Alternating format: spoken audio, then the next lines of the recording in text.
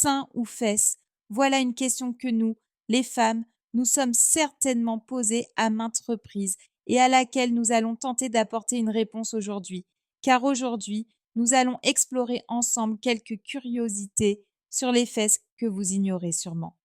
Sachez qu'environ 82% des hommes italiens préfèrent les fesses et 62% les seins. Voici donc ces curiosités sur les fesses qu'il est important de connaître. Les fesses ou fessiers sont le plus grand muscle de notre corps. En effet, elles soutiennent notre structure osseuse et nous permettent de nous tenir debout. C'est pourquoi elles sont le muscle le plus long et le plus volumineux de notre corps.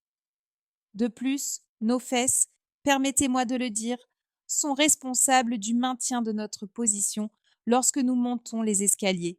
On peut donc les appeler le muscle antigravité. Deuxième curiosité, selon Goldoni, d'après une enquête menée il y a quelques années, environ une femme sur 3 possède un orifice anal et par conséquent 44% des femmes interrogées ont déclaré avoir eu des rapports sexuels anaux avec leur partenaire en 2008. L'université de Pittsburgh et l'université de Californie ont démontré que les femmes avec de grosses fesses et des hanches larges obtenaient de meilleurs résultats que leurs collègues féminines à un test cognitif. On pourrait donc dire que les femmes avec de grosses fesses sont plus intelligentes que les autres. L'orgasme anal chez les hommes est l'orgasme plus intense. Eh bien, oui, malheureusement, la stimulation anale est encore sous-développée chez les hommes et la stimulation la plus intense, précisément parce que, selon les recherches, la prostate et le point L sont les zones de stimulation et de plaisir les plus intenses pour les hommes. Alors, chers collègues, n'oublions pas de les stimuler.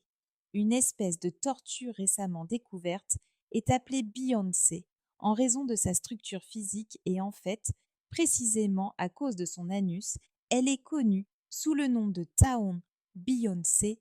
Certaines tortues d'Amérique du Nord respirent des colliers.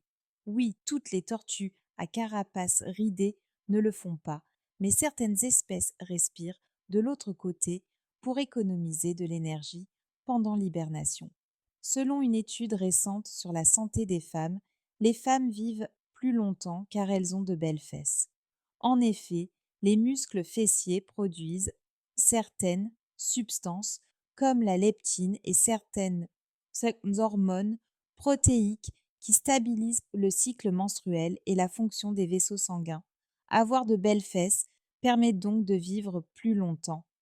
Tu as de belles fesses est le compliment que les femmes préfèrent entendre.